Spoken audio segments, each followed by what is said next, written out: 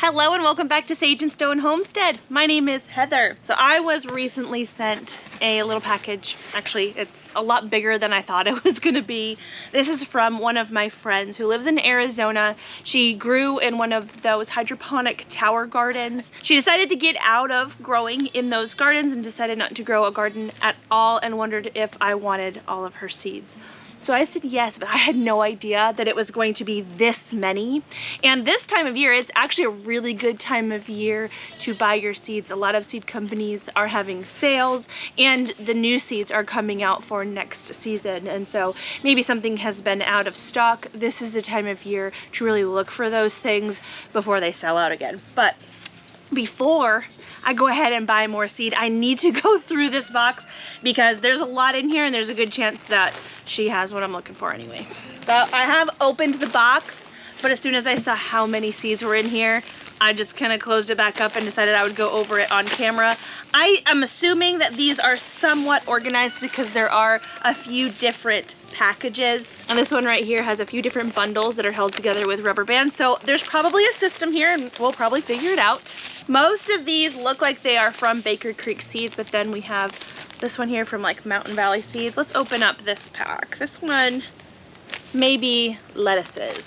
I feel like if I went through every single variety, that this video would probably be all really long. So maybe I'll just highlight some of the cool looking varieties that I see. Actually, a lot of these varieties I have never seen. So I have seen this Rocky Top blend. This is actually one of my favorite lettuce blends and I did recently run out, so that's really awesome. But like this one I've never seen. Ice Queen, or these two here, Batavian Full Heart Endive. And then I can't even pronounce that one, but I haven't seen these varieties before. This is cool already. This one has a few different flowers, marigolds, and then catnip. My friend Jennifer, she's got kitty cats, and I know that in her tower gardens, she planted the catnip on some of the lower levels so her cats could reach it. This particular bag looks like more leafy green type things to include the cabbage seed that I ran out of this year. I love this variety of cabbage. I will be starting brassica seeds and early spring varieties of frost tolerant things in just a couple of weeks because I like to set them out at the end of February when they're around 8 weeks old, and so we're getting close to planting stuff like that. Another type of bok choy. And this is one I haven't grown before either that I've wanted to. This is Radicchio. It says that it's frost hardy, outstanding Italian selection, dark wine red, round, medium-sized heads, grows well as a fall crop. Okay, so maybe next fall. That's pretty. And this one here appears to be herbs, so we'll go through that. Did you guys know that dill was frost tolerant? I didn't until recently, so I'm thinking I might plant some winter dill pretty soon. Cilantro, basil, chives, classics. Okay, this big bag, let's get her open. This bundle here appears to be all radishes, which I did just plant my last few radish seeds, so this helps replenish that. Some good red varieties here. Giant of Sicily radish. Ooh, let's read about this. A Sicilian heirloom, large 2-inch round summer radishes are bright red with great taste and good quality.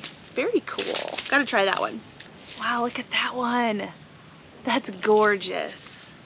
That's cool. That's another one that I haven't tried. A lot of these things I don't actually have in my collection already. Parsnip and turnips. I don't have any parsnip seed and I do want to try some of that. The parsnip says, parsnips require deep, light, fluffy soil. Double dig the planting bed and amend with well-composted manure. Plant in the earliest spring as soon as the soil can be worked. This is probably going on my spring plan. Ooh, fun. A carrot bundle. Many colors. These are gorgeous. Look at that. Got atomic red carrots, Amarillo carrots. These look pretty classic right here. Cosmic purple and black nebula. I don't think I've ever planted black nebula, but I have grown the cosmic purple and they're just like that. They're orange on the inside, which is really cool. I imagine carrots are probably difficult to grow. Any kind of root is probably difficult to grow in a hydroponic system. I might be wrong. If any of you are experienced with that, let me know. 2 different types of pickling cucumbers, which I have not tried. This is awesome. Here's a kale variety that I've never tried before, Dwarf Siberian. Gotta plant that. And then 2 different spinach varieties. few different beans and peas that I haven't tried. I have grown Blue Lake bush beans before, but these jade beans I've never tried, and these sugar daddy peas, I've also never tried these. It says 60 to 65 days, a superbly snackable and truly stringless edible potted sugar snap pea. So sweet and amazing shelled or whole. The productive bushy semi-dwarf vines grow just 24 inches tall, producing 3-inch long pods, trellis or allowed to grow without support. So that's why she chose these. They would work well being dwarf plants in that tower garden. This is something I've been really meaning to grow every single year, and I don't, but these bunching onions, you can really essentially grow any kind of onion in a bunching type way. You just plant them close together. I really need to purpose to do that this spring. See this other bunching onion and then these 2 onion varieties.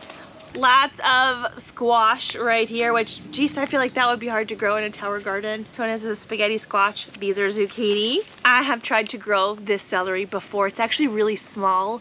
I didn't realize that it was supposed to be as small as it was. And I also didn't realize that even though celery is frost tolerant, sometimes cold temperatures trigger celery into bolting. So I need to play around with planting times on celery. Here's another variety. I really like celery. I just haven't gotten it to work exactly. So I did run out of this seed, but I've grown Yodfa broccoli in the past. It's a really great alternative to growing broccoli if you have a hard time getting your broccoli to head up. So it's like a sprouting broccoli, but in my opinion, it's a little bit more productive than your average sprouting broccoli. And it tastes a lot like, you know, asparagus and broccoli had a baby, but really like tender. It doesn't get stringy. Truthfully, homegrown asparagus doesn't get stringy either, but I digress. This is rapini, which is kind of like a sprouting broccoli too. It's probably more like, what's it called? Broccoli rabe. I think that this is probably a cousin of that. I can't remember which variety of Brussels sprouts I have growing in here. It could be one of these varieties.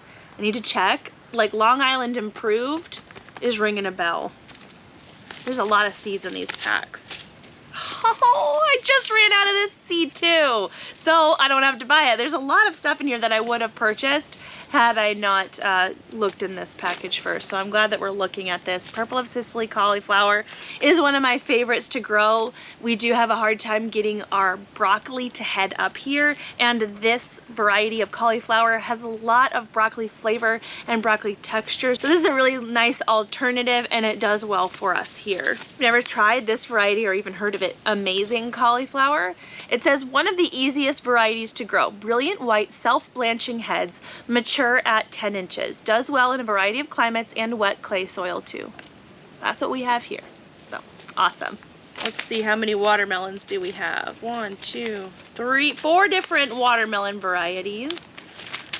Most of them classically red, pink, but then there's this white one that I have never tried. Extremely high quality texture and complex sweet flavor have made Silver Yamato an instant classic. Early to mature, it's great for a range of climates, and at 6 to 10 pounds, perfect for the home or market gardener. That's really neat. I have never seen that before. How do you know if it's ripe? I don't know. A few other melon varieties that I haven't ever tried. So this is really cool. I haven't gotten a lot of repeats from my own collection, and the ones that are repeated, I was out of the seeds for. Ginger's Pride. Oh, apparently this one gets really big. It says huge oblong fruit, averages 14 to 22 pounds each. The flesh is very sweet, excellent quality. We gotta grow that. For sure. I mean, we gotta grow all of this, but like this year, this coming season, I've gotta grow that. And last but not least, we have some peppers. So there are some peppers that I am looking to buy coming up soon. We have Orange Sun bell pepper. I've heard of this one, King of the North. I have not grown it before. Yay! This is one of the varieties I was gonna buy. Oh, what a blessing this all is. The Ajvarski. I have heard many good things, and I've also heard it called Avarski before. How do you say this? But this is one of the peppers that I really want to grow here in the greenhouse next year. Definitely gonna do it. 2 different types of jalapenos. I have grown Craig's Grande before, but never the Tam jalapeno. It says it's a very tasty, mild jalapeno type. The same delicious flavor, but much less heat. Yes, Yes, that's going in the garden too.